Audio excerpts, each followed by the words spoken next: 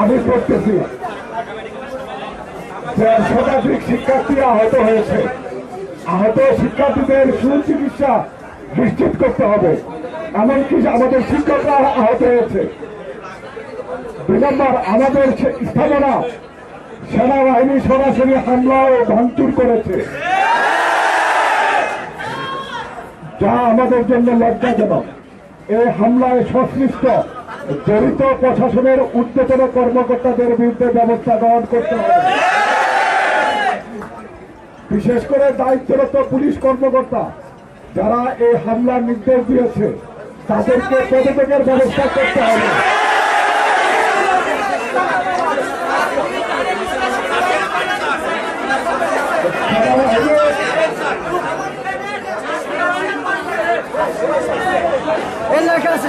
ইতিপূর্বে সকল বিশৃঙ্খলার সাথে সিটি কলেজ কতিপয় সন্ত্রাসী শিক্ষার্থীরা দোষী সাব্যস্ত হয় এবং পরবর্তী সংঘর্ষ এড়াতে সিটি কলেজকে এখান থেকে স্থানান্তর করতে হবে।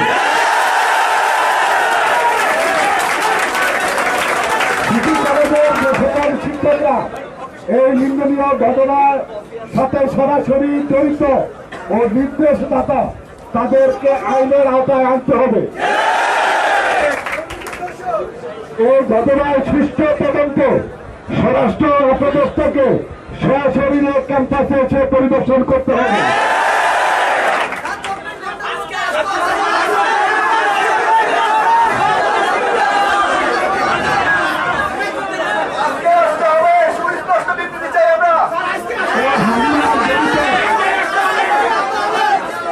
এই হামলায় জড়িত সেনা ও পুলিশের ঊর্ধ্বতন কর্মকর্তাদের ক্ষমা চেয়ে পদত্যাগ করতে হবে।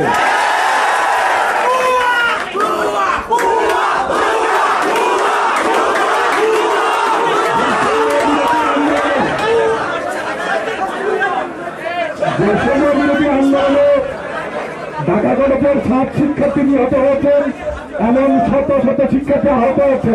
তাই পরিকল্পিতভাবে ঢাকা কলেজের 184তম প্রতিষ্ঠা বার্ষিকীতে হামলা করে বর্তমান সরকারকে ব্যর্থ করার পরিকল্পনা করা হয়েছে,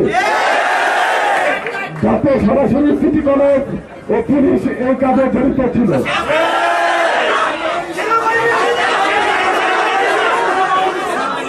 ঢাকা কলেজের ক্যাম্পাসের নিরাপত্তা নিশ্চিত করে 24 ঘন্টার মধ্যে এই সকল দাবি দেওয়া মেনে নিয়ে ঢাকা কলেজের শিক্ষার স্বাভাবিক পরিবেশ নিশ্চিত করতে হবে। ধন্যবাদ।